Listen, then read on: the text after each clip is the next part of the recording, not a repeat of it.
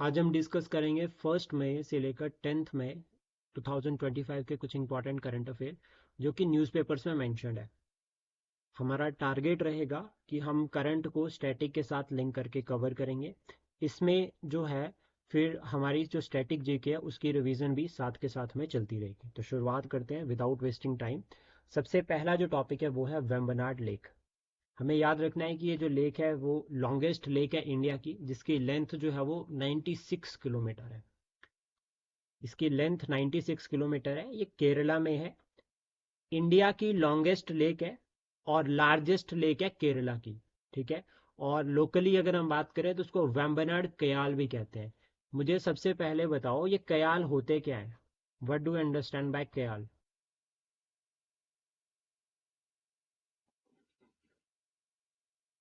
Water lakes. ठीक है, इन waters, okay.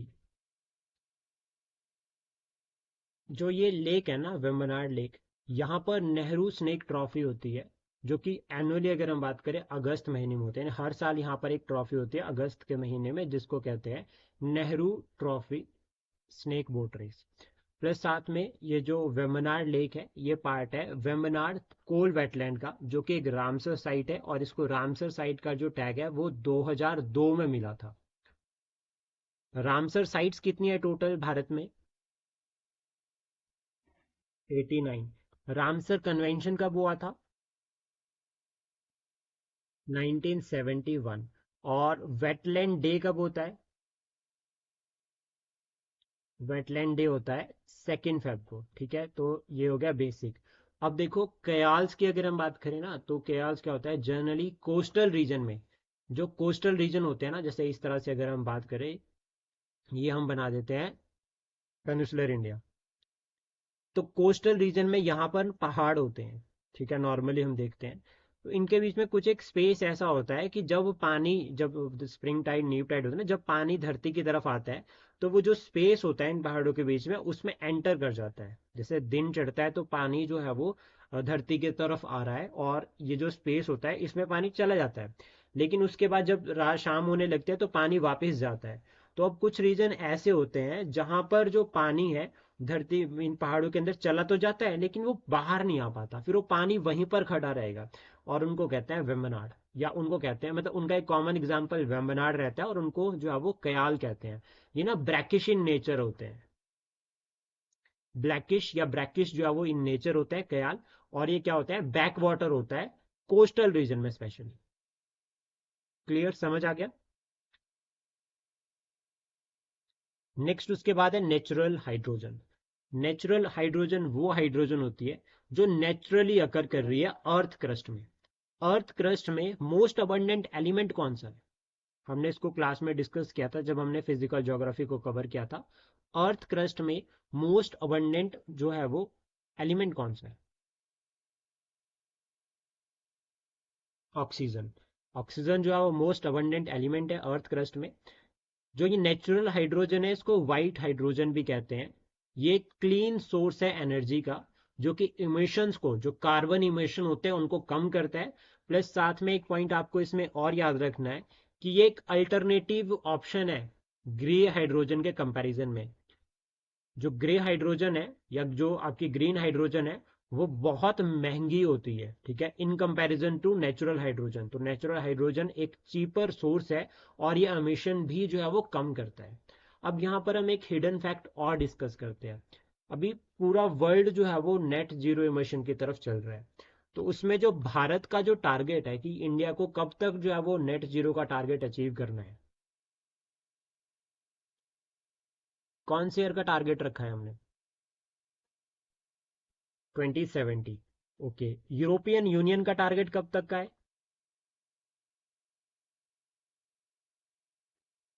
2050। और चाइना का?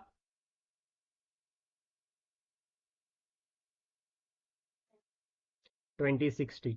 और यूरोपियन यूनियन, एक ऐसी यूरोपियन यूनियन में कंट्री है जिसका टारगेट 2040 है।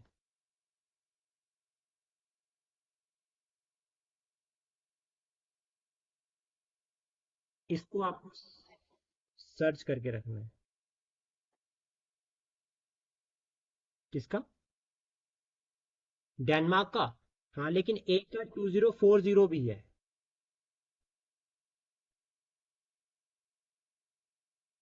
तो दो आपको, जितने भी यूरोपियन नेशंस है ना, यूरोपियन यूनियन का वैसे तो देखो टारगेट 2050 का है, लेकिन यूरोपियन यूनियन का ही जो है वो पार्ट है और उसका टारगेट 2040 उसने अपना अलग से भी रखा है, तो उसको भी आपको साथ में कवर करना है।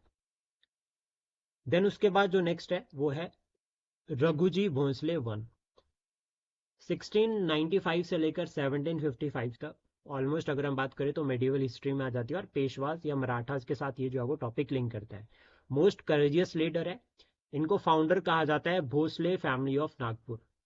आफ्टर छत्रपति, जो आपके जो शाहू जी महाराज है उनके बाद जो है वो पेशवाज जो है वो, पेशवाशिप जनरली क्या होता है, जो आपके पेशवा थे, लाइक अगर हम बात करें होलकर, सिंधिया, भोसले, ये सभी स्ट्रांग हो गए थे।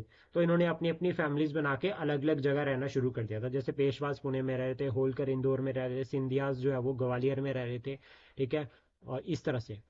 तो गायकवाड़ बड़ौदा में रह रहे थे। तो ये याद करना, ये पांचों बहुत इंपॉर्टेंट रहते हैं कि इनकी कहाँ पे कौन कौन रह रहा है।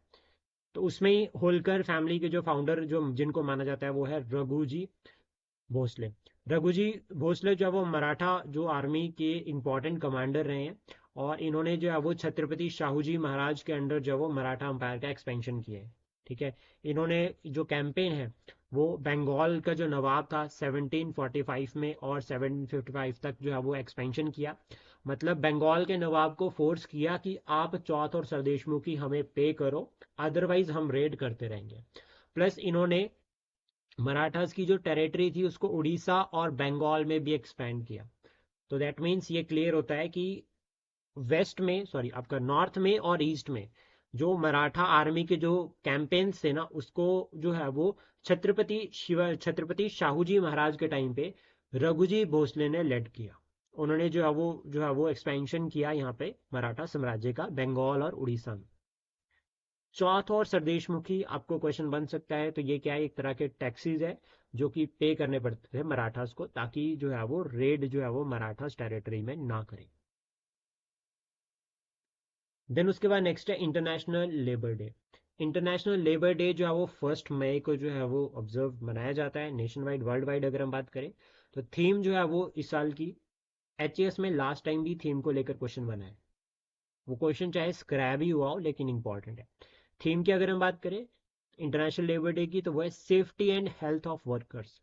Safety and health of workers. और भारत में अगर हम बात करें, पहली बार 1923 में जो है वो चेन्नई में जो है वो लेबर डे जो है वो सबसे पहले मनाया गया था। दो फंडामेंटल राइट्स है जो लिंक करते हैं लेबर के साथ। स्पेशली अगर हम बात करें, चाइल्ड लेबर हो गया और दूसरा फोर्स लेबर हो गया, जिसमें हमने कहा है कि रिस्ट्रिक्टेड है। वो कौन कौन से जो है वो आर्टिकल्स है, दोनों आर्टिकल्स को अलग अलग बताना।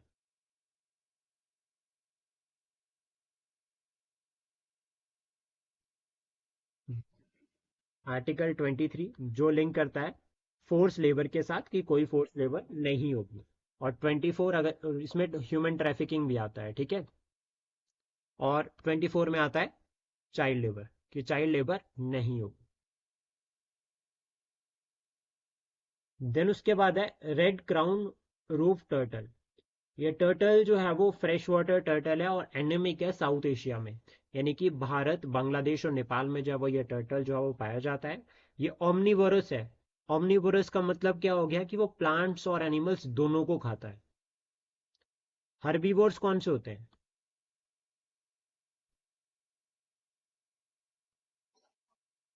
कार्निवोर्स, जो सिर्फ एनिमल, जो एनिमल्स को खाते हैं। और ओमनीवोरस हो गए जो सब कुछ खा रहे हैं। जो ये टर्टल है इसका जो आईयूसीएन स्टेटस है वो है critically endangered. Wild life protection act 1972 में इसको शेड्यूल 1 में ऐड किया गया है। साइट्स में अगर हम बात करें तो अपेंडिक्स सेकंड में इसको ऐड किया है। आईयूसीएन कौन से ईयर में बना है? 1948 में। और साइट्स कौन से ईयर में बना है?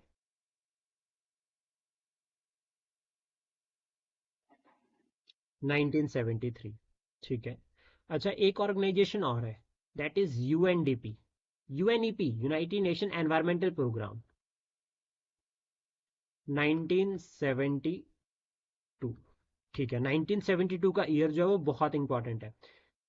1972 में एक स्टॉकहोम कॉन्फ्रेंस हुई थी, या स्टॉकहोम कन्वेंशन भी उसको हम कहते हैं। ठीक है, यहां पर इंडिया की तरफ से कौन गए थे, किन्होंने अटेंड किया था?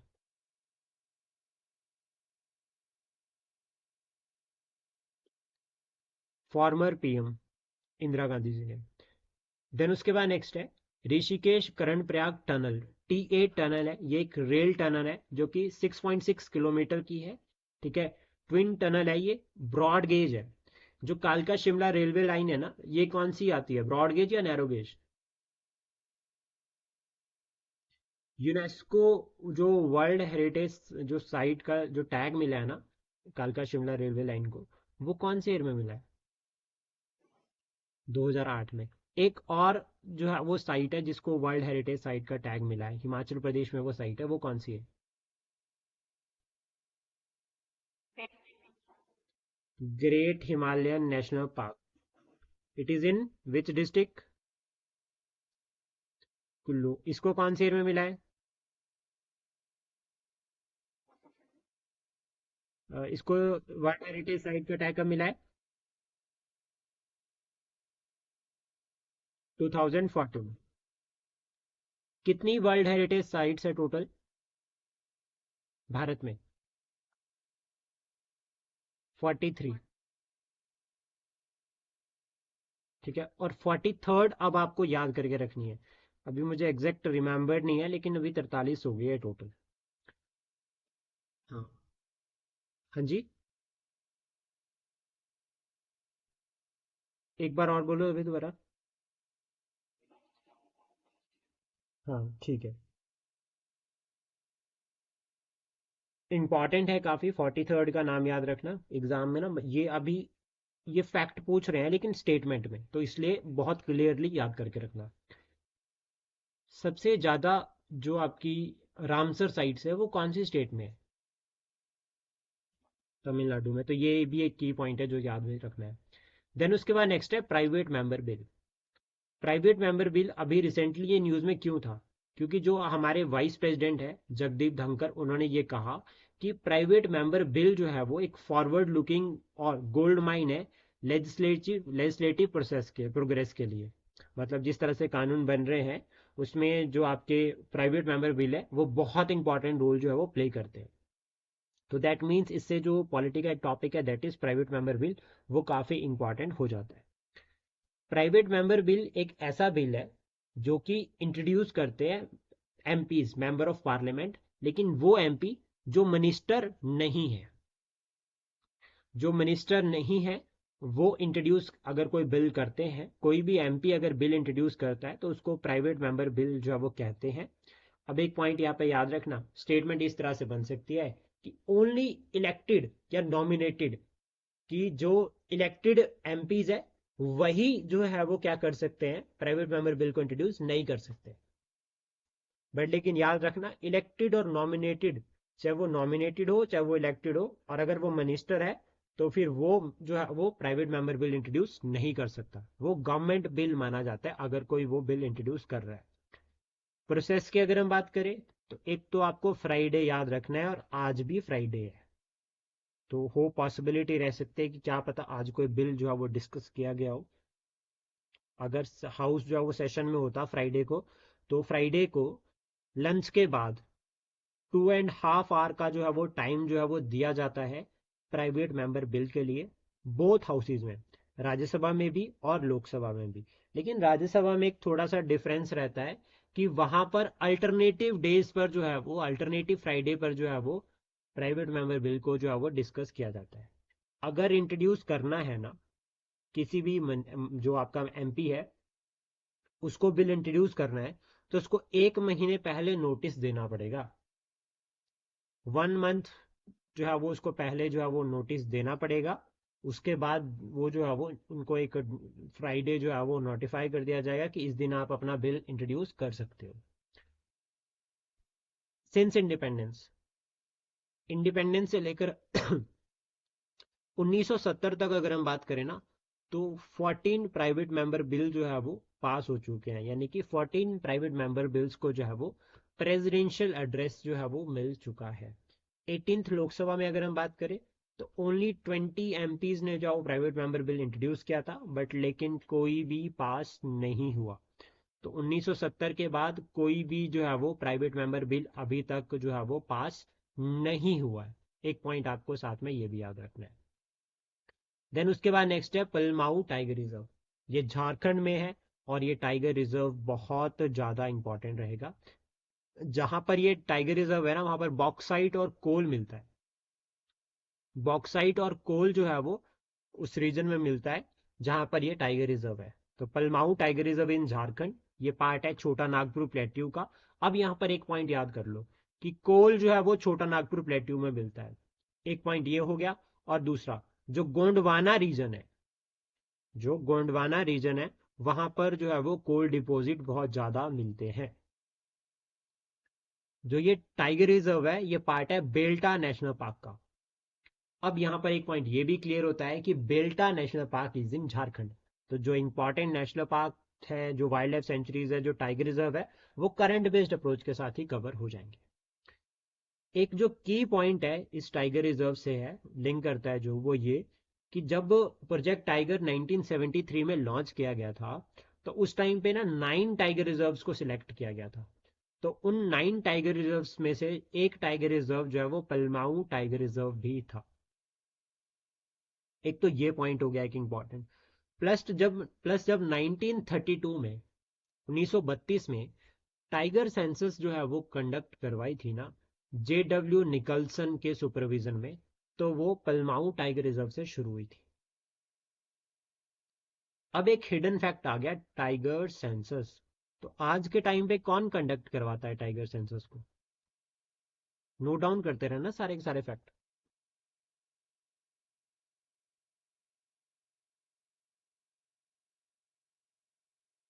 National tiger conservation authority. कौन से ईयर में बनी है ये? 2005। सीरियसली? 2006। ठीक है, और किसके अंडर बनी है ये? Wild life protection act 1972। इसके अंडर 2006 में जो है वो नेशनल टाइगर कंजर्वेशन अथॉरिटी को बनाया गया। एक तो ये फैक्ट हो गया। और इसका जो चेयरपर्सन होता है, एक तरह से याद रखना, तो ये मतलब ministry of environment forest and climate change है, उसके अंडर ये जो है वो वर्क करती है। टाइगर सेंसस कितने साल बाद होती है? 4 साल बाद।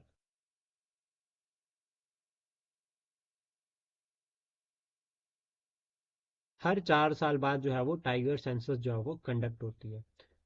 अभी ये आपको पॉइंट ना, मतलब इसको मल्टीपल टाइम पढ़ना, ठीक है? मल्टीपल टाइम तब ये, जैसे 2005 था वो 2006 होगा। क्योंकि एग्जाम में ना बस हम ना नेगेटिव की तरफ ऐसे ही जाते हैं, तो उसको एग्जैक्ट माइंड में छुपा लो। देन उसके बाद नेक्स्ट है ऑरेंज इकॉन। अच्छा नहीं, टाइगर रिजर्व्स कितने हैं टोटल?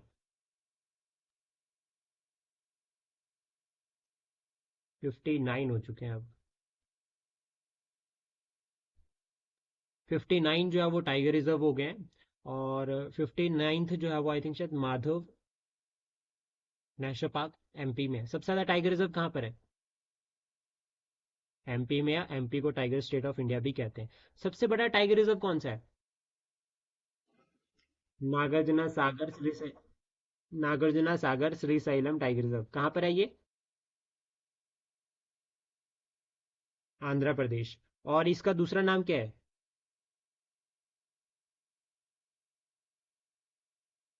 तीन गांधी है। राजीव गांधी, संजय गांधी और इंदिरा गांधी। ये तीन तीन याद कर लो, एक महाराष्ट्र में, एक आंध्र प्रदेश में, और एक तमिलनाडु। ये तीनों की तीनों याद कर लो सारे। बहुत इंपॉर्टेंट है, पूछे गए हैं ये, HS में भी आ रखे हैं, तो इसलिए हम इनको छोड़ेंगे बिल्कुल नहीं। देन उसके बाद नेक्स्ट है ऑरेंज इकोनॉमी।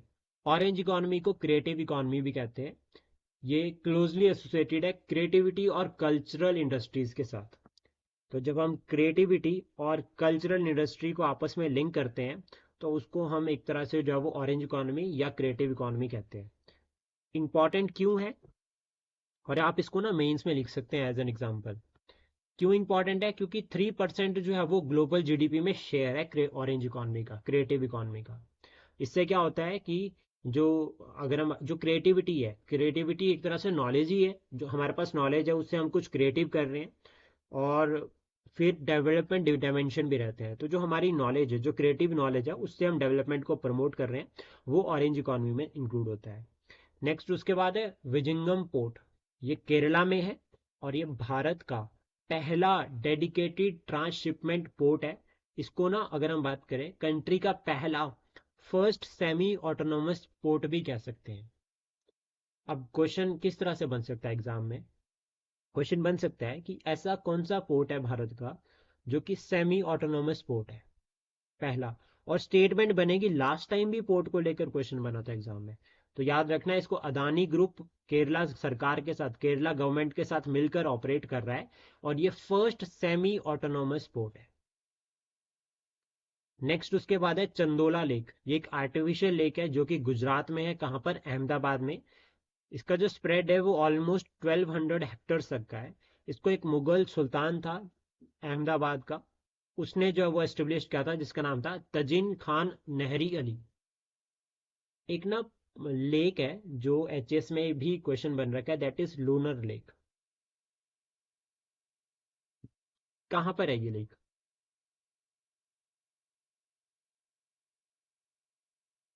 महाराष्ट्र में है। ये क्वेश्चन जो है वो एक बार एग्जाम में बन रखा है। ऑपरेशन सिंदूर, वेरी फेमस, ठीक है। मोस्टली हर एक इंडियन के माइंड में और उसके डे टू डे लाइफ में ये वर्ड जो है वो हमेशा रहेगा। जिसने भी ये सब जो है वो विटनेस किया, जिसने भी वो जो ब्लैक आउट हुए उन सभी को जो है वो विटनेस किया, तो उन सभी के माइंड में हमेशा हमेशा रहेगा। इवन हमारे बुक्स में चैप्टर बनेंगे, ठीक है। और जो फिर जो आने वाली जनरेशन है उनको भी ये पढ़ाया जाएगा। लेकिन साथ साथ में और भी छोटे छोटे ऑपरेशंस हैं जो कि इंडियन आर्मी या फिर आर्म फोर्सेस है वो इस टाइम पे ऑपरेट कर रहे हैं जम्मू एंड कश्मीर में और अदर एरियाज में जहां पर इंसर्जेंट एक्टिविटीज है। तो उन्हीं सब को लेकर एक ऑपरेशन आता है जिसका नाम है ऑपरेशन कगार। ये ऑपरेशन एक काउंटर इंसर्जेंसी इनिशिएटिव है जो कि भारत सरकार ने 2024 में लॉन्च किया था। यहाँ पर इन्होंने टारगेट किया कि जो मॉइस्ट एक्टिविटीज है, specially in the red corridor. Red corridor याद रखना है कि छत्तीसगढ़ और तेलंगाना प्लस उनकी जो नेबरिंग स्टेट है, इस तरह से ना बॉर्डर रीजन है, उसको कहते हैं रेड कॉरिडोर, जहाँ पे सभी स्टेट्स आपस में मिल रही है। तो ये छत्तीसगढ़ वाला जो, और छत्तीसगढ़ और तेलंगाना का जो बॉर्डर रीजन है, यहाँ पर जो इंसर्जेंट एक्टिविटीज है, टारगेट किया है कि 2026 तक जो ये इंसर्जेंट एक्टिविटीज है इनको एलिमिनेट करना है पूरा, बिल्कुल। और इसके लिए 1 लाख पैरामिलिट्री ट्रूप्स जो है वो उनको डिप्लॉय किया गया है। तो याद रखना, ऑपरेशन कगार जो है वो किसने शुरू किया है? इंडियन सरकार ने शुरू किया है। जो इंसर्जेंट एक्टिविटीज है उसको एलिमिनेट करना है। उसके बाद नेक्स्ट है भाखड़ा डैम। भाखड़ा डैम एक कंक्रीट डैम है जो कि सतलुज नदी के ऊपर बना है, पंजाब और हिमाचल के बॉर्डर रीजन में। हिमाचल प्रदेश की कौन कौन सी डिस्ट्रिक्ट जो है वो लिंक करती है भाखड़ा डैम के साथ?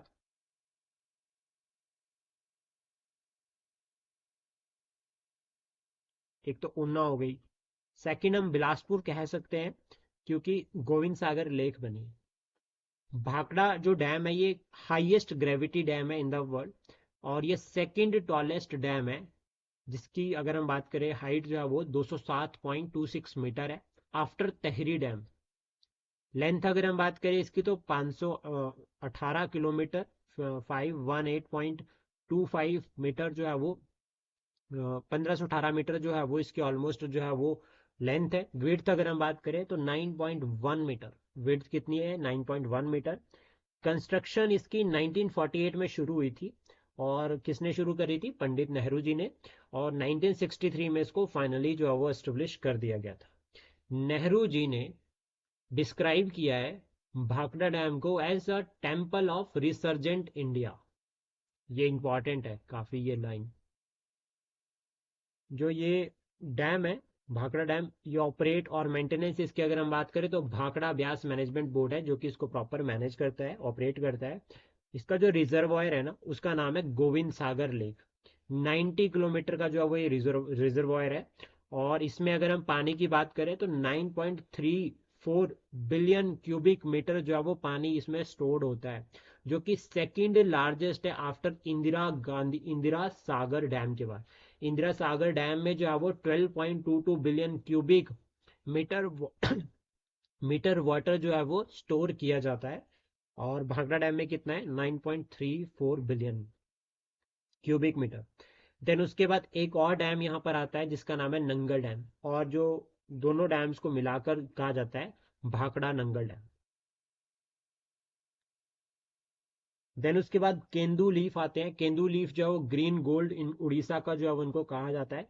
तो इस तरह से क्वेश्चन बन सकता है कि ग्रीन गोल्ड ऑफ उड़ीसा किसको कहा जाता है, केंदू लीफ को।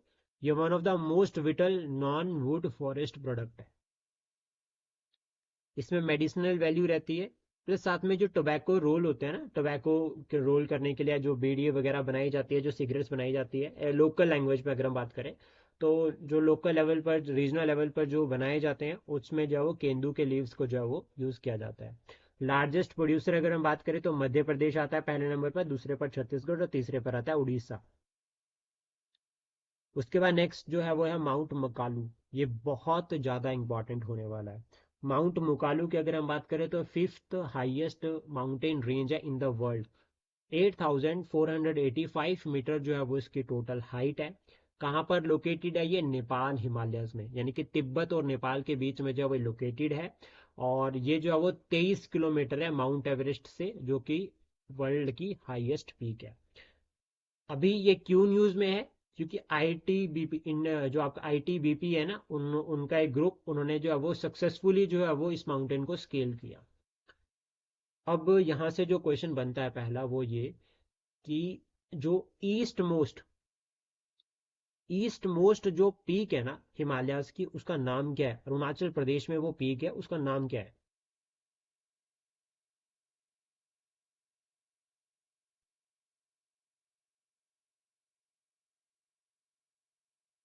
अंकिता मैम।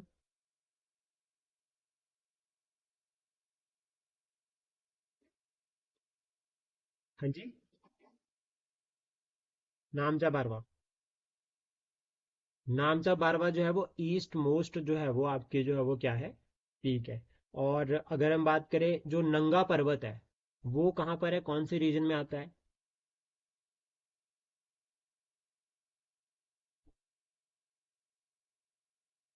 वेस्ट में आता है, कौन सी जगह में,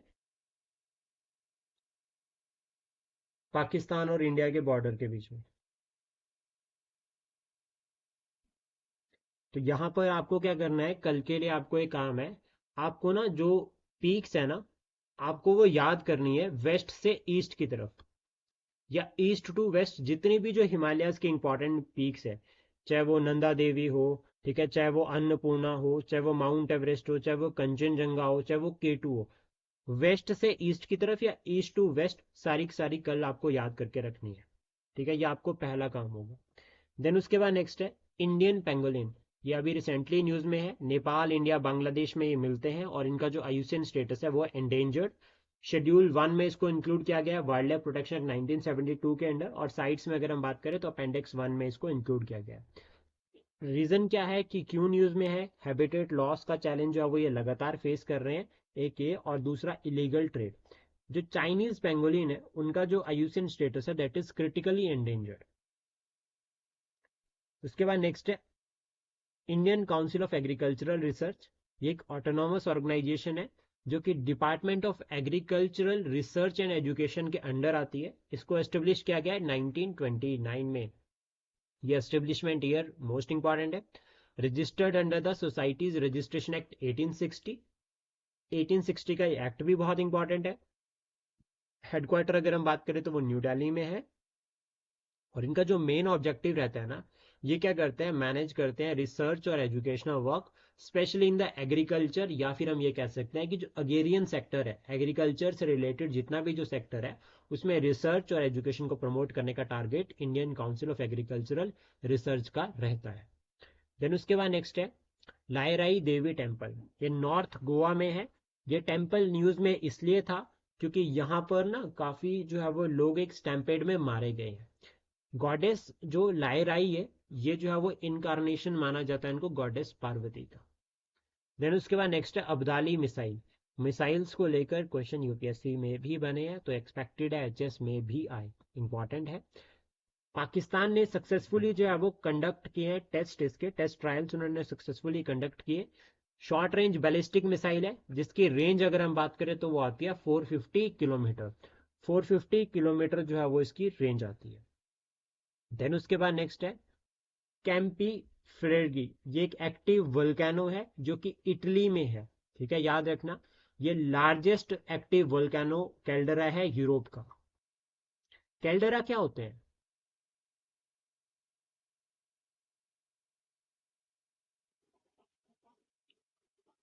हाँ, तो वो ब्लास्ट हो जाए या फिर जो अंदर का जो मोल्टन मैग्मा है वो खत्म हो जाए, तो उसके बाद जो ओपनिंग बचती है उसको हम कैल्डरा कह सकते हैं। नेक्स्ट उसके बाद है अंगोला। अंगोला के प्रेसिडेंट रिसेंटली जो है उन्होंने भारत विजिट किया। 40 साल में पहली बार कोई प्रेसिडेंट जो है वो अंगोला का भारत आया, ठीक है। जो ये नेशन है ये लोकेटेड है south western coast of Africa. तो इस तरह से हम इसको कवर कर सकते हैं साउथ वेस्टर्न। अब ना आपको जो याद रखना है, ठीक है, वो ये कि क्या यहाँ से इक्वेटर या ट्रॉपिक ऑफ कैप्रिकॉन क्रॉस होती है या नहीं होती है, that is important. Tropic of या सॉरी देखो, ट्रॉपिक ऑफ कैंसर तो क्रॉस नहीं होगी क्योंकि वो तो नॉर्थ में है, पहला पॉइंट हो गया। सेकंड पॉइंट उसके बाद आपको याद देखना है कि क्या यहाँ से इक्वेटर क्रॉस होती है नहीं होती है। थर्ड आपको ध्यान में रखना है कि यहाँ से ट्रॉपिक ऑफ कैप्रिकॉन क्रॉस होगी या नहीं होगी। तो ये हो गया आपका सेकंड काम। नेबरिंग नेशंस की अगर हम बात करें तो नॉर्थ वेस्ट जो साइड है वहां पर होगा आपका डीआरसी यानी कि democratic Republic of Congo. South east में अगर हम बात करें तो जम्बिया। साउथ में अगर हम बात करें तो नमीबा। हाईएस्ट पीक अगर हम बात करें तो यहाँ पर होती है माउंट मोको। माउंट मोको जो है वो हाईएस्ट पीक है। दो इंपॉर्टेंट रिवर्स है, एक रिवर का नाम आपको याद रखना है कॉन्गो, ठीक है, जो इंपॉर्टेंट है। कॉन्गो जो है वो रिवर है जो यहाँ से जो है वो फ्लो करती है। उसके बाद नेक्स्ट है एक्सल सी माउंट। ये जो माउंट है ये अंडर वाटर वोल्केनो है यूएस में। यूएस में अगर हम बात करें तो पैसिफिक रीजन में जो है वो ये एक्टिव हुआ है वोल्केनो अगेन। ये एक शील्ड वोल्केनो है जो कि जिसके पास कैल्डरा भी है अपना। ये मोस्ट एक्टिव वोल्केनो जो है वो इसको पैसिफिक रीजन में जो है वो माना जाता है। देन उसके बाद नेक्स्ट है बगलीहर डैम। बगलीहर डैम या फिर इसको बगलीहर हाइड्रो इलेक्ट्रिक प्रोजेक्ट भी कहते हैं, जो कि एक रन ऑफ रिवर प्रोजेक्ट है चेनाब रिवर के ऊपर। चेनाब रिवर के ऊपर जो है वो ये हाइड्रो इलेक्ट्रिक प्रोजेक्ट है।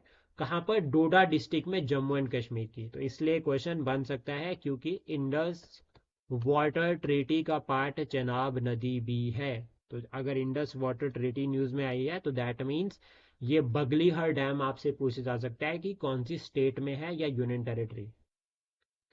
देन चनाब रिवर की अगर हम बात करें तो चनाब जो है वो इंडस की ट्रिब्यूटरी है। इसका ओरिजिन अगर हम बात करें तो दो नदियों का कन्फ्लुएंस से होता है। चनाब जो है वो हिमाचल प्रदेश में ओरिजिनेट होती है, चंद्रा और भागा तांडी में मिलती है। हिमाचल प्रदेश में अगर हम बात करें तो चंद्रभागा कहा जाता है, जब जम्मू में एंटर होती है तो वहां पर जो है वो चनाब रिवर कहा जाता है।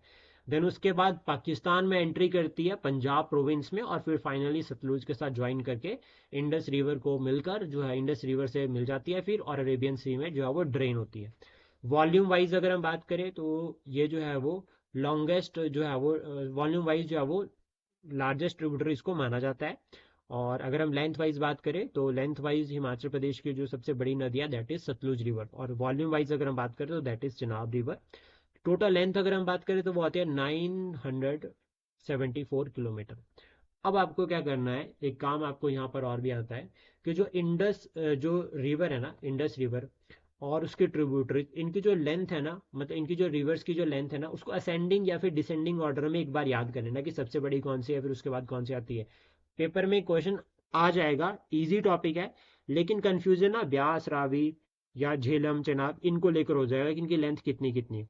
तो इनकी लेंथ को एक बार जरूर याद कर लेना, क्रोनोलॉजी या फिर असेंडिंग या डिसेंडिंग ऑर्डर में बन सकता है क्वेश्चन। इंपॉर्टेंट ट्रिब्यूटरीज अगर हम बात करें चनाब की तो चनाब की जो इंपॉर्टेंट ट्रिब्यूटरीज मेयार नाला, सोहल, थिरोट, भूत नाला, ये कुछ इंपॉर्टेंट ट्रिब्यूटरीज है चनाब की। देन उसके बाद नेक्स्ट है इगला एस। इगला एस जो है वो इंडिया की अगर हम बात करें तो इंडिया ने रिसेंटली रिसीव किया है फ्रेश शिपमेंट ऑफ इगला एस। ये रशिया ने बनाए हैं।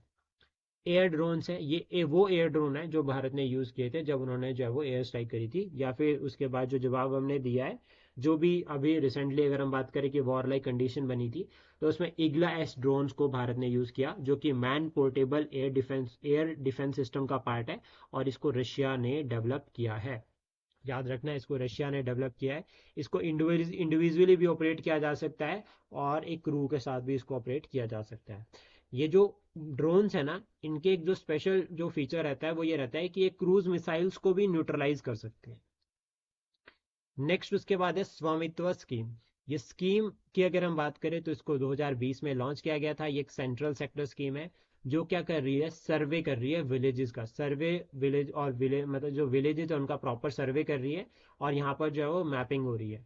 तो मतलब हम क्या कर रहे हैं, हम टेक्नोलॉजी का इस्तेमाल कर रहे हैं प्रॉपर विलेज सर्वे के लिए और मैप्स को प्रिपेयर करने के लिए। यहाँ पर नोडल मिनिस्ट्री की अगर हम बात करें तो वो है मिनिस्ट्री ऑफ पंचायती राज, और यहाँ पर टेक्नोलॉजी का प्रॉपर यूज़ किया जा रहा है लैंड रिकॉर्ड्स को मेंटेन करने के लिए, किसके पास कितनी ज़मीन है, किस तरह से जो है वो यहाँ पे मैनेज करा किया जाएगा रिकॉर्ड डाटा को, that is under this scheme. और यहाँ पर थोड़ा टेक्नोलॉजी को जो है वो यूज़ किया गया है। तो इससे क्या कर रहे हैं, राइट टू प्रॉपर्टी को प्रमोट कर रहे हैं। क्या right to property fundamental right है या नहीं है?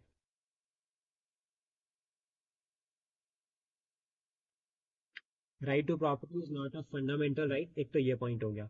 सेकंड, उसके बाद फिर कौन सी अमेंडमेंट से इसको हटाया गया था? ठीक है, और ये अभी लीगल राइट है अंडर आर्टिकल 300A। देन उसके बाद नेक्स्ट है शेओला। One of the rarest large land mammal जो है वो उनको कहा गया है, कहा जा रहा है वर्ल्ड का।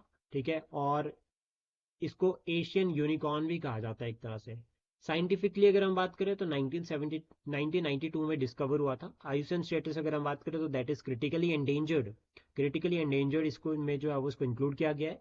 और कहाँ पर मिलता है, जो एवरग्रीन फॉरेस्ट है, लाइक वियतनाम, जो वियतनाम लाओस का जो बॉर्डर है, उस रीजन में आपको जो है वो ये मैमल जो है वो देखने को मिलता है। नेक्स्ट उसके बाद है organisation of Islamic nations. Organisation of Islamic nations की अगर हम बात करें तो ये second largest intergovernmental group है आफ्टर द यूनाइटेड नेशंस, जिसमें 57 मेंबर्स है। अफ्रीकन यूनियन में कितने मेंबर है?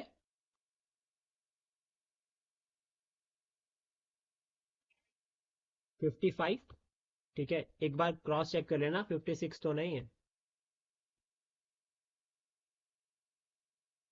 जो ये ऑर्गेनाइजेशन है ना, ऑर्गेनाइजेशन ऑफ इस्लामिक नेशंस, इनका जो मेन काम है, ठीक है, जितने भी इस्लामिक कंट्रीज है वहां पे वेलफेयर को प्रमोट करना, या फिर जो मुस्लिम्स है वर्ल्ड वाइड उनकी कलेक्टिव वॉइस बनना, इस ऑर्गेनाइजेशन का मेन काम है।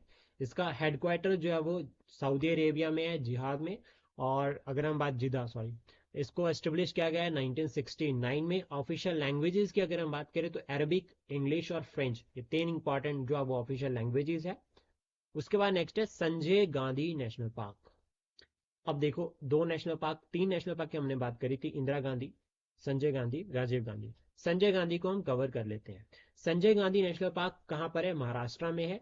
इसको कृष्णागिरी नेशनल पार्क भी जो है वो कहा जाता है। इस नेशनल पार्क में, यानी कि संजय गांधी नेशनल पार्क में, कन्हरी केव्स जो है वो आपको देखने को मिलेगी, जो कि बुद्धिस्ट केव है। प्लस यहाँ पे दो इंपॉर्टेंट लेक्स भी है, एक है तुलसी लेक और एक है विहार लेक। तुलसी और विहार। बुद्धिस्ट केव्स से रिलेटेड कुछ एक इंपॉर्टेंट फैक्ट डिस्कस करते हैं जो कि एंशियंट हिस्ट्री या आर्ट एंड कल्चर के साथ लिंक कर रहा है। एक होती है ना विहाराज, और दूसरी क्या होती है? चैत्याज। तो विहाराज और चैत्याज जो है वो किस किस से लिंक करती है, लाइक विहाराज में क्या होता था और चैत्याज में क्या?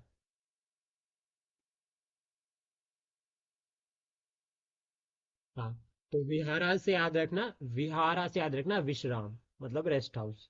ठीक है, और चैत्या से याद रखना चैतन्य, या फिर हम कह सकते हैं तो इससे क्या होगा, यहाँ पर प्रेयर मेडिटेशन वगैरह जो होती थी दैट इज इन चैत्याज, और विहाराज में होता था रेस्ट। देन उसके बाद नेक्स्ट है गशीम बसीर बासिर मिसाइल। ये मिसाइल जो है वो ईरान की है। ये न्यू मिसाइल जो है वो ईरान ने बनाई, मीडियम रेंज बैलिस्टिक मिसाइल है, ईरान ने डेवलप किया, इसकी जो रेंज है वो 1200 किलोमीटर तक की है।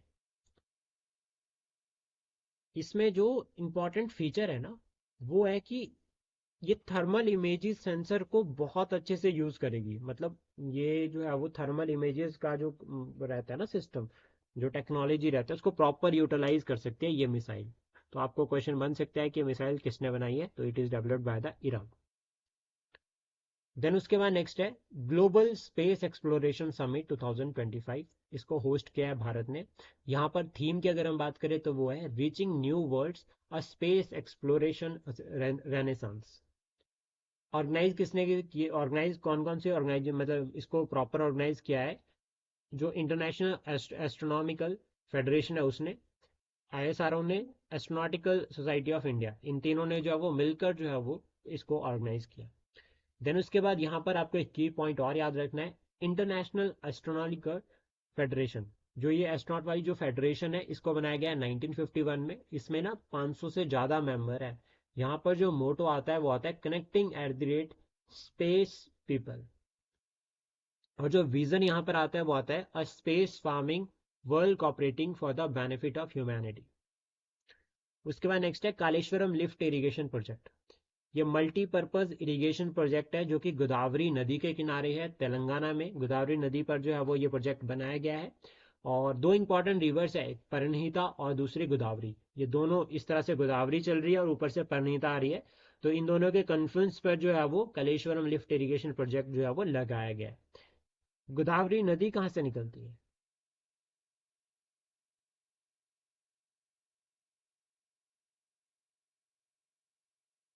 त्र्यंबकेश्वर।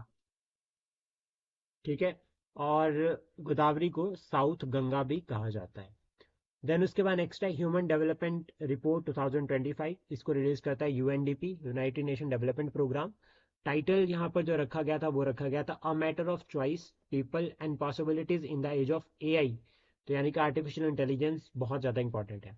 टॉप कंट्रीज की अगर हम बात करें तो सबसे पहले आता है आइसलैंड, दूसरे पर आता है नॉर्वे, तीसरे पर आता है स्विट्जरलैंड। और बॉटम पर अगर हम बात करें तो वो आता है साउथ सूडान। साउथ सूडान सबसे लास्ट है। टॉप याद रखना, आइसलैंड ने इस बार टॉप किया है। इंडिया का रैंक अगर हम बात करें तो वो आता है 130, चाइना का आता है 75, श्रीलंका का आता है 78, भूटान का 127, बांग्लादेश का अगर हम बात करें तो 130, इंडिया का भी 130, नेपाल का अगर हम बात करें तो 145, म्यांमार का अगर हम बात करें तो 149, पाकिस्तान की अगर हम बात करें तो 168। तो अगर साउथ सूडान का रैंक आता है 193 तो पाकिस्तान जो है वो ज़्यादा क्लोज है। देन उसके बाद नेक्स्ट है भीमगढ़ वाइल्ड लाइफ सेंचुरी। ये कर्नाटका में है, बेलगाम डिस्ट्रिक्ट में लोकेटेड है। बहुत न्यूज़ में रह रही है, 4-5 बार न्यूज़ में आ गई है। ये पार्ट है वेस्टर्न घाट का, यानी कि वाइल्ड लाइफ सेंचुरी जो है वो वेस्टर्न घाट का पार्ट है। 2011 में जो है वो इसको वाइल्ड लाइफ सेंचुरी डिक्लेयर किया गया था। भीमगढ़ फोर्ट है यहाँ पे, ठीक है, याद रखना, जो कि शिवाजी महाराज जी ने कंस्ट्रक्ट किया था 17 सेंचुरी में। और बर्फपदे केव्स के लिए जो है वो फेमस है ये वाइल्ड लाइफ सेंचुरी। इससे पहले हमने कन्हरी केव्स की बात की थी। कन्हरी केव्स कौन सी स्टेट में लोकेटेड है?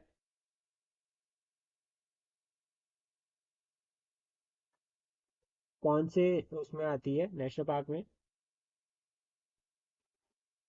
ठीक है, तो याद रखना बरपदे केव्स कहाँ पर है, Bhimgarh wild life sanctuary Karnataka में है। वेजिटेशन अगर हम यहाँ पे बात करें तो यहाँ पे सब tropical, tropical moist broad leaf vegetation यहाँ पर आपको देखने को मिलेगी। मालाबार टीक और रोजवुड इस रीजन में मिलती है। मालाबार टीक और रोजवुड इस रीजन में मिलती है। Plus Indian pangolin, sloth bear, Malabar giant squirrel और किंग कोबरा यहाँ पर आपको देखने को मिलेगा। किंग कोबरा जो है वो नेस्ट में अंडे देता है। आईएनएस तमल। आईएनएस तमल अगर हम बात करें तो वॉर टाइम में इसको लेकर आ गए हैं, ऐसा डर था कि लड़ाई हो सकती है, तो उस टाइम पे आईएनएस तमल रोल प्ले कर सकता है। चार जो है वो फ्राइज हम बना रहे हैं, जो हमारी चार फ्रिगेट बन रही है। करविक क्लास 3 में जो है वो इनको बनाया जा रहा है। और इसमें जो है वो अगर हम बात करें, ये एक लास्ट वॉरशिप कह रहे हैं जो कि भारत में बाहर से आ रही है। इसको कमीशन हमने कर दिया, हमने इसको रशिया से इंपोर्ट किया। इसके बाद जो दो है ना वो भारत में ही बनेगी, लाइक आईएनएस त्रिपुत और आईएनएस तपस्या। ये जो है वो भारत में ही बनेगी, अंडर कंस्ट्रक्शन है, गोवा में भी बन रही है। आईएनएस त्रिशूल पहली थी जिसको दिसंबर 2024 में हमने कमीशन कर दिया था। तो आईएनएस तमल अभी हमने इस टाइम पे जब वॉर लगी थी तो उस टाइम पे हमने इसको, जो वाटर लाइक कंडीशन बनी थी तो उस टाइम पे हमने इसको क्या किया था, कमीशन किया था। आईएनएस तमल को ना डिजाइन किया गया है ब्लू वाटर ऑपरेशंस के लिए। ब्रह्मोस मिसाइल हो गया, ब्रह्मोस मिसाइल या अदर जो आपके सुपरसोनिक या क्रूज मिसाइल्स रहती है ना, उनको ये लॉन्च कर सकते हैं। उसके बाद नेक्स्ट है स्नो लेपर्ड। स्नो लेपर्ड की अगर हम बात करें तो मीडियम साइज बिग कैट है, ठीक है। घोष ऑफ द माउंटेन्स भी इसको कहा जाता है। सेंट्रल और साउथ एशिया में आपको ये देखने को मिलेगा, like Nepal, India, Bhutan, China, Pakistan, Russia इसमें। और आयुसन स्टेटस अगर हम बात करें तो वनरेबल आता है। साइट्स में अगर हम बात करें तो appendix 1 wild life protection act 1972 में शेड्यूल 1 में इसको ऐड किया गया है। ऑपरेशन सिंदूर के बारे में हम सभी को पता है। इंडियन आर्म फोर्सेस ने इन रिस्पॉन्स टू पहलगाम में जो इंसिडेंट हुआ उसके बाद जो है वो फिर हमने जो है वो 21 टेरर कैंप्स को जो है वो टारगेट किया था अक्रॉस 9 डिफरेंट लोकेशंस, और साथ में उनको डिस्ट्रॉय भी किया है अंडर दिस ऑपरेशन। तो यहाँ पर हमने हैमर, जो आपकी एयर टू एयर मिसाइल है, फ्रेंच बेस्ड, याद रखना फ्रेंच, फ्रांस ने बनाई है हैमर मिसाइल जिसको हमने यूज किया है, ठीक है। और ये राफेल एयरक्राफ्ट के साथ इंटीग्रेटेड होती है। प्लस हमने यहाँ पे स्काल्प को भी यूज किया है। स्काल्प एक क्रूज मिसाइल है, ठीक है। इसको स्टॉर्म शैडो शैडो भी कहा जाता है। याद रखना स्काल्प जो है वो यूके ने बनाई है। तो हैमर जो है वो रशिया का था, सॉरी फ्रेंच का था। हैमर जो है वो फ्रेंच था, स्काल्प जो है वो आपका यूके। और मिट्योर की अगर हम बात करें तो ये एक तरह से next generation air to air missile है, ठीक है। और ये भी इंपॉर्टेंट है, ठीक है। इसमें मैक्सिमम रेंज की अगर हम बात करें तो लाइक इसमें नो स्केप जोन था कि इसके एक तरह पकड़ी नहीं जाएगी। और एयर टू एयर है ये, याद रखना। ब्रह्मोस रशिया के साथ, तो ये इंपॉर्टेंट रहता है। ब्रह्मोस भारत और रशिया ने दोनों ने मिलकर बनाई है। और फिर उसके बाद यहाँ पर आता है एक जो आपको है ना कमीकाजे ड्रोन। ये भी इंपॉर्टेंट है। कमीकाजे ड्रोन की अगर हम बात करें तो ये हमारी आर्मी, नेवी और एयरफोर्स तीनों के पास है। कौन सी नेशन ने बनाया है कमीकाजे ड्रोन?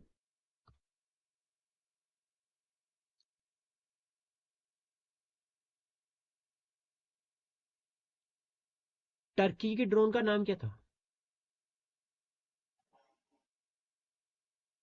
तो वहां से याद रखना है इसको, ठीक है, लिंक करना है इसको उसके साथ। नेक्स्ट उसके बाद IMDEX Asia 2025, international maritime defence exhibition in Asia Pacific region. ये बाइनली जो है वो सिंगापुर में हेल्ड होता है। कब से? 1997 से, जब से बना है तब से। यहाँ पर ना डिप्लोमेटिक एंगेजमेंट और स्ट्रेटेजिक डायलॉग्स पर जो है वो फोकस किया गया, ताकि जो भी चैलेंजेस है, जो भी रीजनल चैलेंजेस है इस एशिया पैसिफिक रीजन में, उसको एड्रेस किया जा सके बातचीत के थ्रू। उसके बाद नेक्स्ट है इंटरनेशनल मैरीटाइम सिक्योरिटी कॉन्क्लेव। ये भी जो है वो IMDEX का पार्ट था। इसको एस्टेब्लिश किया गया है 2009 में। यहाँ पर म्यूचुअल सिक्योरिटी की तरफ फोकस किया जा रहा है, मैरीटाइम डोमिनियन अवेयरनेस की तरफ फोकस किया जा रहा है, cooperative solutions to maritime challenges. इन सभी को, जो भी चैलेंजेस रहते हैं मैरीटाइम सोल्यूशन, मैरीटाइम रीजन में, मैरीटाइम्स में, उसको कोऑपरेटिव वे में एड्रेस करने की बात जो है वो यहाँ पे की जा रही है। नेक्स्ट उसके बाद है अनक करकोत्वा वोल्केनो। ये मतलब नॉर्मली अगर हम बात करें, एक वोल्केनिक एरप्शन हुआ था करकतुआ, उन उसमें जो है वो ये वोल्केनो भी एक्टिव हुआ है साथ में। ये एक स्ट्रेटो वोल्केनो है जो कि सुंडा स्ट्रेट, मतलब कहाँ पर, सुंडा स्ट्रेट वाले रीजन में लोकेटेड है, बिटवीन जावा एंड सुमात्रा। ये क्लियर होता है कि दिस इज इन इंडोनेशिया। जावा और सुमात्रा वाला जो रीजन है वो डायरेक्ट लिंक करता है इंडोनेशिया के साथ। और जो ये पूरा रीजन है ये पैसिफिक रिंग ऑफ फायर का पार्ट है। यहाँ पर आपको मल्टीपल वल्केनोज जो है वो देखने को मिलेगी। रेगुलर इरप्शन साल भर साल होती रहती है। ये जो रीजन है ना, ये 1927 में जहां पर ये वोल्केनो है ना, वो 1927 में इमर्ज हुआ था सी से। फिर ये वोल्केनो भी इमर्ज हुआ है। तो इसलिए इसका नाम जो है वो, जो रीजन है उसके इमरजेंस पर रखा गया है, चाइल्ड ऑफ करकतुआ। नेक्स्ट उसके बाद है जिनु कुरुबा ट्राइब। ये पर्टिकुलर वनरेबल ट्राइबल ग्रुप है कर्नाटका का। Total 75 particular vulnerable tribal groups है। सबसे ज्यादा उड़ीसा में है। इनका जो मेन काम है ना जेनु कुरुबा का, ये हनी कलेक्शन का रहता है। प्लस इनकी जो लाइव सेटलमेंट होती है उनको हादी कहते हैं। ये बहुत इंपॉर्टेंट रहेगा, हादीज क्या होते हैं, इस तरह से क्वेश्चन बन सकता है। तो ये सेमी नोमैडिक है, ठीक है। और हनी कलेक्शन इनका जो मेन काम रहता है। टोटल जो पर्टिकुलर वनरेबल ट्राइबल ग्रुप है वो क्या है, टोटल 75।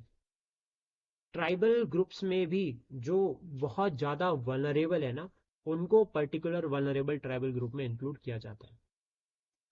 नेक्स्ट है स्काल्प मिसाइल, इसको हम ऑलरेडी डिस्कस कर चुके हैं। यूके और फ्रांस ने दोनों ने मिलकर ये मिसाइल बनाई थी। ये एक long range air launched missile है, ये क्रूज मिसाइल भी है साथ में, याद रखना। और रेंज जो है वो 500 किलोमीटर तक की है। कौन कौन से नेशंस के पास ये अभी है? Egypt, India, Turkey, Greece, Saudi Arabia, Qatar, UAE, इन सभी के पास अभी ये मिसाइल है। उसके बाद नेक्स्ट है quad, quadrilateral security dialogue. 4 nations हैं, इंडिया, यूएसए, जापान, ऑस्ट्रेलिया। 2004 में जब सुनामी आई थी तो उस टाइम पे ये चारों नेशंस मिलकर जो है उन्होंने सुनामी को एड्रेस किया था। उसके बाद इन्होंने 2007 में डिसाइड किया कि हम सभी जो है वो, हम चारों के चारों मिलकर जो है वो इंडियन ओशन रीजन में से जो है वो बातचीत करके हर मैटर को सॉल्व करेंगे, हर मैटर को एड्रेस करेंगे। तो 2021 में जो है वो पहली बार वर्चुअली इनकी मीटिंग हुई थी। उसके बाद हर साल ये लोग किसी ना किसी समिट में जाओ बातचीत कर लेते हैं।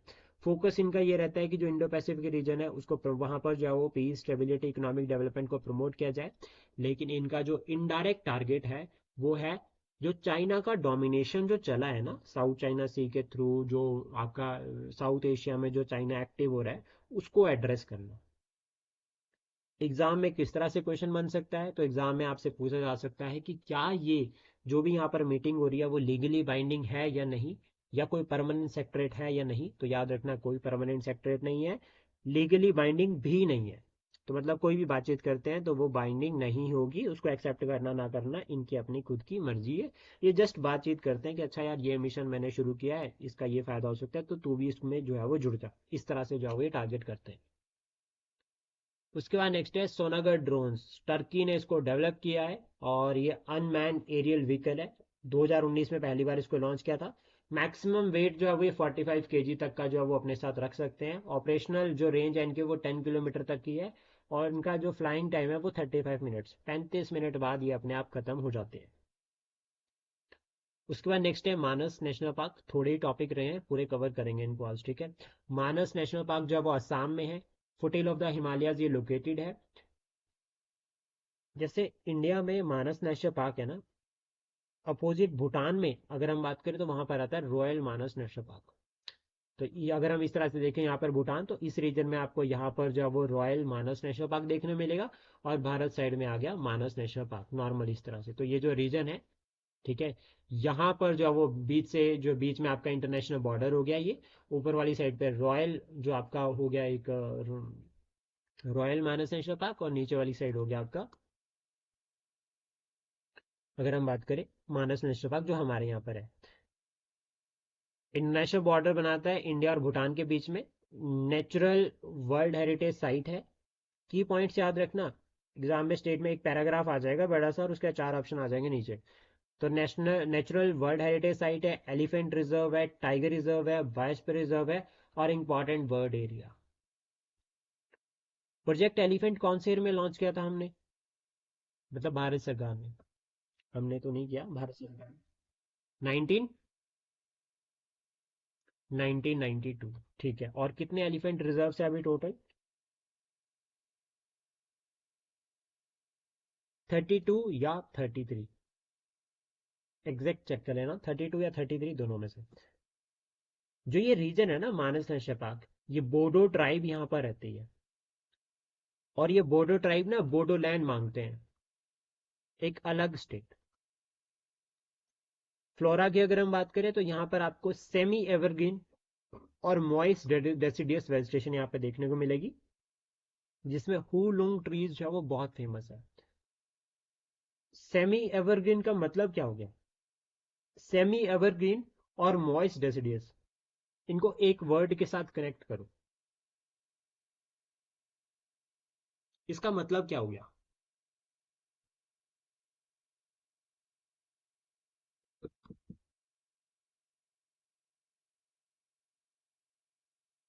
रेनफॉल। मॉइस्ट का मतलब क्या हुआ? बारिश हो रही है। सेमी एवरग्रीन का मतलब क्या हो गया? ऐसा रीजन जहाँ पे बारिश हो रही है। यहाँ पे आपको फौना में अगर हम बात करें तो गोल्डन लंगूर, इंडियन रिहानोज, एशियाटिक बुफालो जो है वो यहाँ पर आपको देखने को मिलेगी।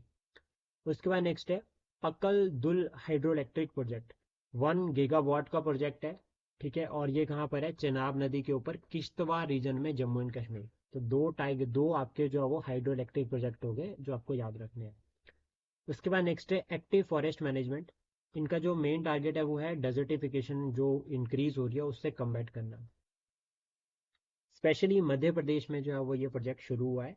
मध्य प्रदेश ना पहली सरकार बनी है या पहली इस देश की जो स्टेट है जिन्होंने एआई बेस्ड एक real time forest alert system जो है वो शुरू किया है, जो फॉरेस्ट जो इलीगल एक्टिविटीज हो रही है या जो फॉरेस्ट फायर्स है उनको एड्रेस किया जा सके। ऐसा क्यों किया है, मतलब क्यों वो टेक्नोलॉजी का यूज़ कर रहे हैं फॉरेस्ट को बचाने के लिए, जो लैंड डिग्रेडेशन है या जो डेजर्टिफिकेशन का जो इश्यू है उसको एड्रेस करने के लिए। क्योंकि 18th जो आपकी फॉरेस्ट रिपोर्ट आई थी ना 2023 में, उसमें ये कहा था कि महाराष्ट्र जो आपका मध्य प्रदेश है उसमें ना सबसे ज़्यादा फॉरेस्ट कवर है, बट लेकिन जो डेजर्टिफिकेशन का जो या फिर जो डिफॉरेस्टेशन का जो रेट है ना वो भी बहुत ज़्यादा है।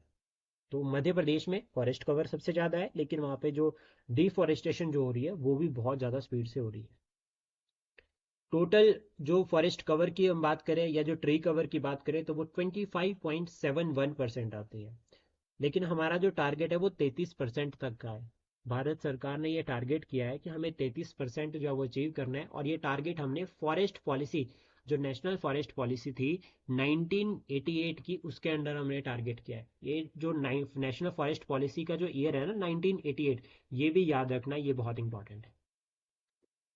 तो यहाँ पे फोकस किया जा रहा है, एक तो जो फॉरेस्ट कार्बन मैनेजमेंट है उसकी तरफ, फॉरेस्ट फायर्स को यहाँ पर जो है वो एड्रेस करना है, जो एनक्रोचमेंट एरियाज है उसको टारगेट करना, जो एनक्रोचमेंट का जो चैलेंज बना हुआ है फॉरेस्ट एरियाज में उसको एड्रेस करना, जो ह्यूमन वाइल्ड लाइफ कन्फ्लिक्ट है उनको मिटिगेट करना, कम से कम जो है वो यहाँ पर जो है ह्यूमन एनिमल कन्फ्लिक्ट होना चाहिए, प्लस साथ में फॉरेस्ट रिस्टोरेशन और एफॉरेस्टेशन कैंपेन्स को प्रमोट करना। तो अब यहाँ पर आपको क्या करना है, एक साथ साथ में ARR को याद करके रखना है। Afforestation, restoration, revegetation. Afforestation, restoration, revegetation, ये तीनों को आप याद कर लो। इसको आप मेंस में पहले ऐसे लिखना, फिर उसके बाद इसको एक्सप्लेन करके जो वो बात बन सकती है। इसके बाद नेक्स्ट है स्टॉकहोम कन्वेंशन, जो कि परसिस्टेंट ऑर्गेनिक पोल्यूटेंट के साथ लिंक करता है। इसको अडॉप्ट 2001 में किया है, इसने काम करना शुरू किया है 2004 से। परसिस्टेंट ऑर्गेनिक पोल्यूटेंट की अगर हम बात करें तो इसमें कॉमन एग्जांपल आता है DDT, डाइक्लोरो डायफिनाइल ट्राइक्लोरोइथेन, और एल्ड्रिन जो है वो कॉमन है जो इसमें इंक्लूड होते हैं। मिलिट्री एक्सरसाइज दस्तलिक 2025, इसका जो 6th एडिशन है वो पुणे में हुआ। ये एक्सरसाइज जो है वो इंडिया और उज्बेकिस्तान के बीच में होती है। दस्तलिक का मतलब हो गया दोस्ती, फ्रेंडशिप।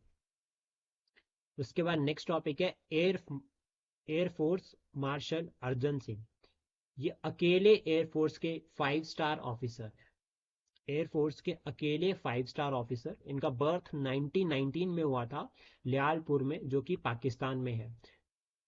रॉयल इंडियन एयरफोर्स का पार्ट बने थे 1939 में। उसके बाद इन्होंने जो वो बहुत इंपॉर्टेंट रोल प्ले किया है बर्मा कैंपेन में। जो बर्मा कैंपेन था World War II के टाइम पे, उसके लिए इनको जो वाई अगर हम बात करें तो फ्लाइंग क्रॉस भी मिला है। 1964 में एट द एज ऑफ 44 ये बन गए थे चीफ ऑफ एयर स्टाफ।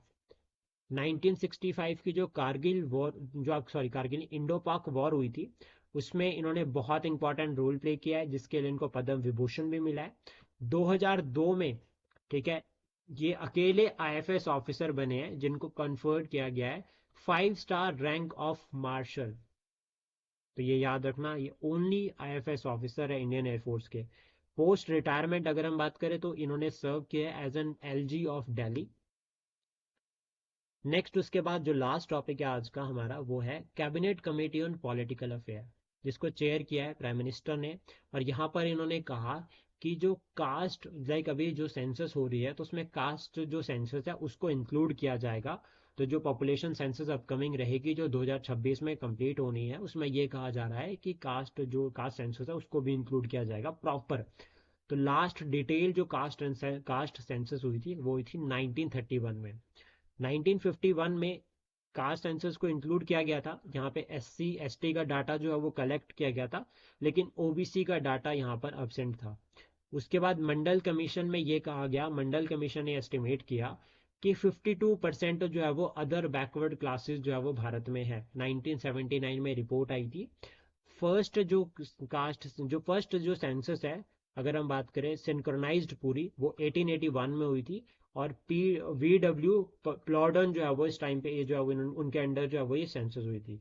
इस टाइम पे जो आपके वॉइस रॉय थे वो कौन थे?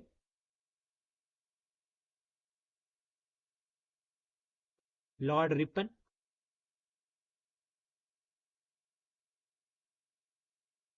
और करेंटली अगर हम बात करें तो जो सेंसस है वो यूनियन होम मिनिस्ट्री के अंडर आती है। इसमें सेंसस एक्ट याद रखना 1940